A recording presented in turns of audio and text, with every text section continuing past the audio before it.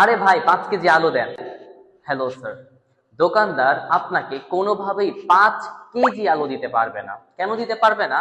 কারণ পৃথিবী আমাকে, আপনাকে, এমনকি আলুকেও তার কেন্দ্রের দিকে আকর্ষণ করে। তাহলে পৃথিবী যদি আমাকে, আপনাকে আর আলুকেও কেন্দ্রের দিকে আকর্ষণ করে, তাহলে পৃথিবী তার কেন্দ্রের দিকে 9.8 ms ইনভার্স 2 ত্বরণে অথবা অভিকর্ষ ত্বরণে তার কেন্দ্রের দিকে আকর্ষণ করে। তাহলে দোকানদার আপনাকে আসলে কত কেজি আলু দেয় দেখেন, তাহলে সেটা হচ্ছে W ইকুয়ালস টু mg। এই যে আমাদের ভর, এটাই মূলত দোকানদার আমাকে দেয়, যার একক কেজি। তাহলে 5 equals to mg, m equals to 5 divided by g এর মান 9.8, তাহলে 0.5102 কেজি আলু মূলত আপনি পান।